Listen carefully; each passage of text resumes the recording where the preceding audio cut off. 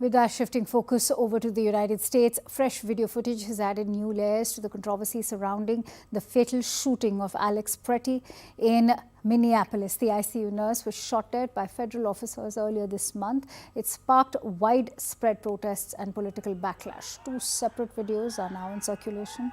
One shows the moment around the shooting itself.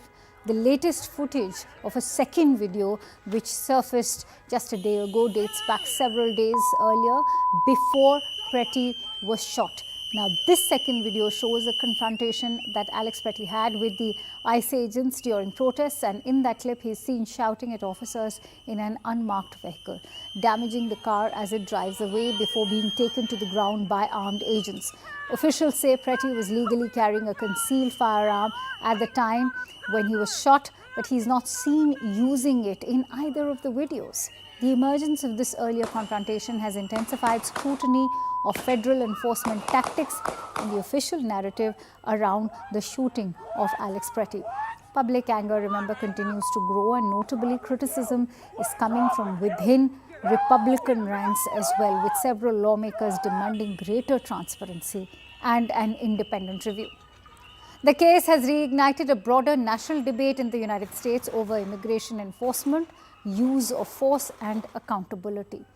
Let's try and get in perspective, and for that I'm joined in by Rick Myers, who is in fact a former federal enforcement agent as well. Many thanks to you, Mr. Myers, for joining in on CNN News 18. Given how indiscriminate and brutal ICE has been, will its brutality eventually end up as its weakness? Well, there are some fundamental differences between how municipal local police in the United States behave and conduct themselves and what we're seeing on video and by accounts of witnesses that ICE is doing. In the U.S., we've learned a lot from the early days of the 60s and 70s with public large civil disturbances. And we've learned that you don't put the initial response should not be heavily armed, heavily protective equipped with all the helmets and heavy exterior vests and military grade uniform.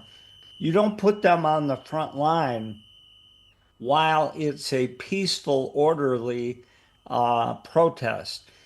Only if the large gathering turns violent or there are dangerous situations evolving, like setting buildings on fire and whatnot, then you quickly bring in the heavily armed and protective equipped officers who should be located near the incident but out of sight.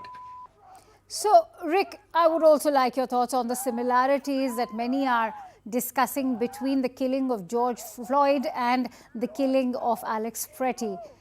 Do you think this will also lead to a similar kind of a movement when we look at the kind of public anger that's already building up in Minneapolis? So a lot was learned out of the George Floyd event. One of the outcomes, one of the positive outcomes, because I like to believe whenever there's a human tragedy, there has to be some good that comes out of it. And I think one of the best things that came out of the George Floyd tragedy was a national program. Now over 250,000 police officers in the United States have received, called ABLE. And it basically trains cops to step in when they see another officer getting ready to cross the line somehow, tap them on the shoulder and say, hey, I got this. Why don't you step back, cool off a little bit, whatever. We have seen videos of ICE agents, and videos don't tell the entire story, but you see what you see in that narrow confine of the camera view. They just appear to not be highly disciplined and focused, but they get a little more emotional and And when a police officer is frustrated, they can do two things. They can either stick with professionalism and bury that frustration for now, or they can have a coworker relieve them, have them step back and get away from the immediate scenario. And I'm not sure Okay, we're seeing either of those outcomes with ICE. true. Thank you for sharing those very invaluable insights with us, Rick Myers. Pleasure having you here on World 360.